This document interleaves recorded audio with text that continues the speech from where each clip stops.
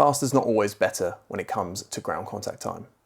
There's an assumption that if you reduce your ground contact time to as fast as you possibly can, you will achieve better outcomes and performance. If you're taking a movement like a vertical jump, there's an assumption that we reduce that ground contact time as much as we can to maintain levels of momentum that you're carrying in. Whilst this sounds great, it's not always the truth. Reason being is that we still require a level of output to achieve a certain level of performance. Let's say we're trying to touch a 10-foot basketball hoop. For your given body weight, structure, and height, you will require X impulse. Whatever that impulse is, usually, let's say that you can touch that 10-foot hoop. The assumption is that, if we reduce this down, then we'll be able to improve your jump height because we're trying to carry in more momentum to transfer into vertical velocity. So when we're looking to achieve that same outcome goal of touching a 10-foot hoop, it is still going to require the same level of impulse. So what has to happen is it has to be squeezed upwards. You have to have a larger spike or higher spike of initial force to carry all of that impulse over time upwards.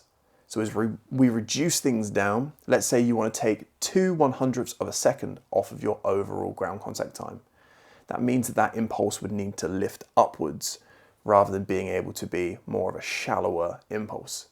Now obviously this sounds great, but what normally happens is the impulse is at detriment of the ground contact time. So you'll probably know, and you've probably felt this before, where you've tried to do something and you kind of snatch at it. You're not able to really put your foot through the floor and create the displacement or energy or distance or height of what you're trying to achieve. And the outcome is normally much lower. So there has to be a fine balancing act when it comes to ground contact time. And this has to be achieved over long periods of training. What's often assumed is that we can use cues to change that.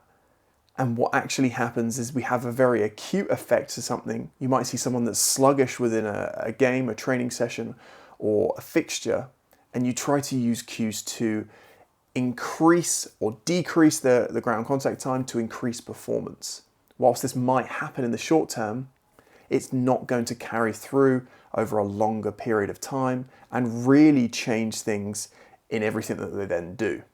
So if your goal is to touch a 10-foot basketball hoop, if we were just to say, be faster off the ground, jump faster, or jump higher even, is often used as a cue, it's not always the thing that actually changes what you're trying to achieve in a long-term goal.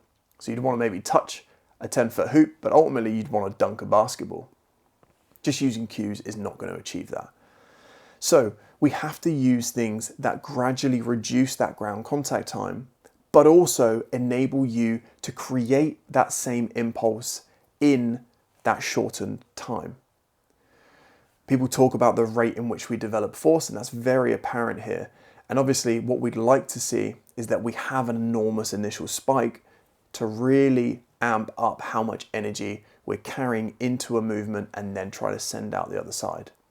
You can use lots of different training methods to do this. Obviously jumping is a big one, but you have to usually take things past the demands of what you're trying to achieve. So you might use overspeed based movements, and you might support that with being able to, so you can handle that with your lower legs by doing extensive plyometrics. You might use strength training to improve the overall capacity of the muscles and tissue around it. You might use that to improve stiffness.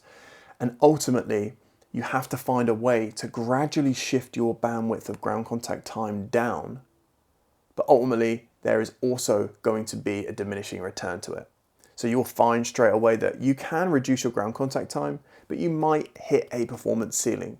So where we then flip that idea of reducing ground contact time to improve performance, we actually then change it to increasing the overall impulse to that given ground contact time. So if your ground contact time maybe hits a plateau at around let's say 0.2, it's an easy number, we hope to then increase how much impulse or how much of a spike of force we can get into that time. And that ultimately is going to lead to greater output and greater performance. So if you haven't already, make sure that you've looked at all my other videos. We have what is a plyometric, what actually is stiffness, we have stuff on the deep tier, we have lots on plyometric training and the plus plyos tiered system. Make sure you like, comment and subscribe. Thanks guys.